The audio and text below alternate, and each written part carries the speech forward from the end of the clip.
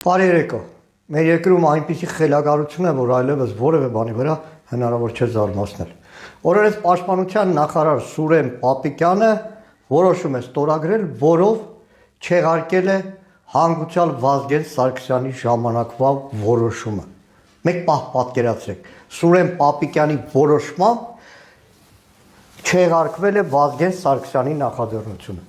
Սուրեն Պապիկյանի որոշման հրամանի համաձայն Փետրվարի 1-ից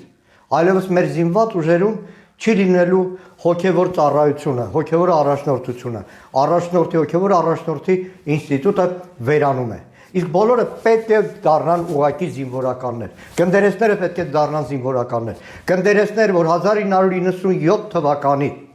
հանգուցյալ Գարեգին Վեհափառի եւ Վազգեն Սարգսյանի համատեղ նախաձեռնությամբ անցնող բոլոր տարիներին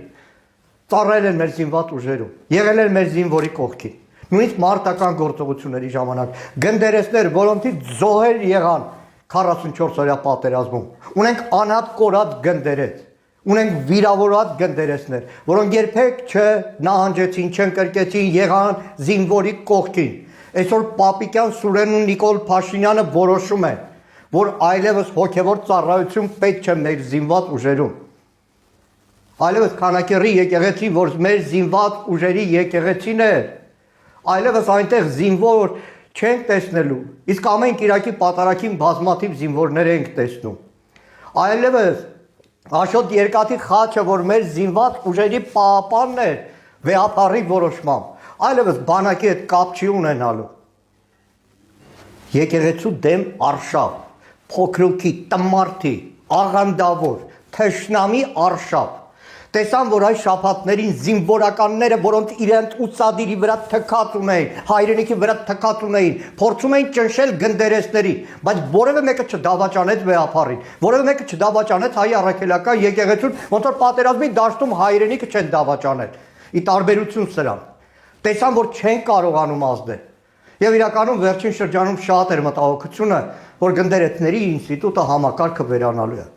Եվ բանակի տոնի նույն այս շրջանում, երբ որ Նիկոլ Փաշինյանն այդ զինվորականներին նայելով ուղղակի անգրագետ դատողություններ էր անում, մեկը ծպտուն չէր անում, արցախցի զինվորականների ներկայացավ Արցախներ ուրանում։ Հիմա այլևս այդ ճիշտ այդ օրերի մեր զինված ուժերում իրենց խոնարհ ծառայությունն իրականացնող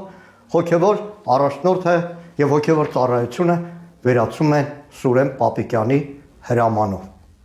Տեսնենք, էլ ինչ փորձանք են սրանք բերելու մեր գլխին։ Մինչև մեր ժողովուրդը սրանցից ազատվի։